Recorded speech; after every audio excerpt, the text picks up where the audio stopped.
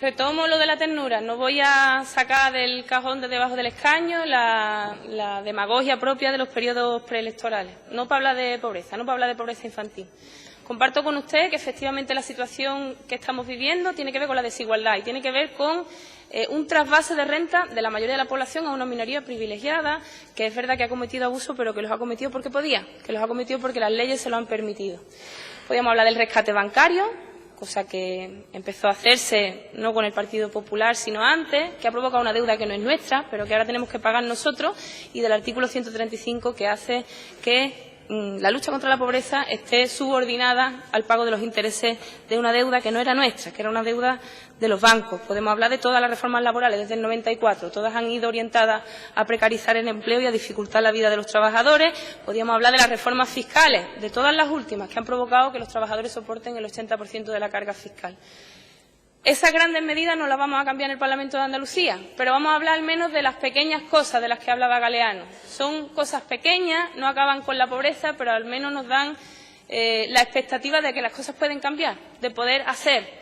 Y hablando de pobreza, yo quiero hacer y quiero recuperar un proyecto de la sexta legislatura, que era una ley, un plan integral de lucha contra la pobreza y la exclusión social en Andalucía, que lleva en el cajón 15 años y que creo que deberíamos recuperar.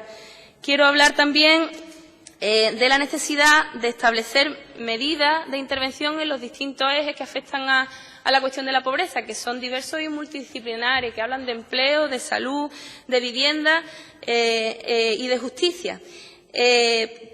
Porque efectivamente es en los márgenes del sistema donde esos derechos no se hacen efectivos. Es decir, no estamos siendo capaces de proteger a quienes están en los márgenes del sistema con los servicios públicos en Andalucía, y creo que podemos dar más pasos orientados en esa dirección. Nosotros, modestamente, hemos planteado algunas medidas. Hemos hablado de una ley de procedimientos de emergencia ciudadana que haga prioritarios los gastos de tesorería y los procedimientos administrativos en casos de urgencia ciudadana, en casos de salario social, dependencia, etcétera, que esos gastos estén por encima de cualquier otro gasto.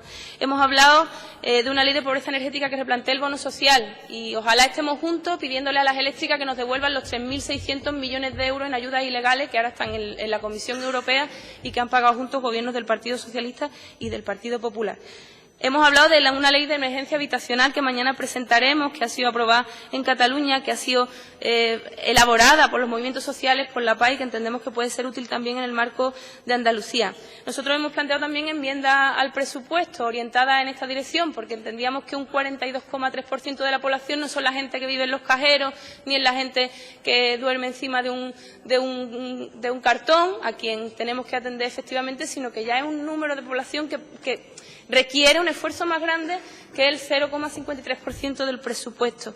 Sin embargo, nos hemos encontrado con dificultades a la hora de plantear esas enmiendas. Ustedes nos han paralizado en la mesa de la Comisión de Hacienda 42 enmiendas, de las cuales había una que nos parece importantísima. En educación tiene que haber más orientadores, tiene que haber trabajadores sociales, porque además de profesores necesitamos personal que atiendan a la situación de riesgo de exclusión de los niños y de las niñas en Andalucía.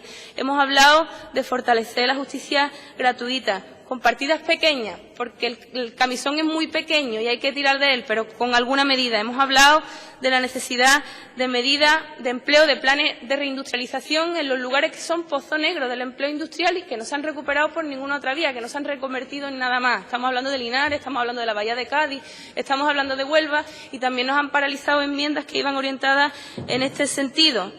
En resolver también los problemas antiguos y los antiguos compromisos con Delphi, Santana Motor y Astilleros de Huelva, y también nos lo han parado sin ningún tipo de argumentación jurídica en la Comisión de Hacienda. Seguiremos peleando esas enmiendas, pero el objeto de esta pregunta es ofrecerle la mano, es ofrecerle un pacto a todas las fuerzas políticas de este Parlamento, un gran pacto, para que seamos capaces de establecer mecanismos de urgencia.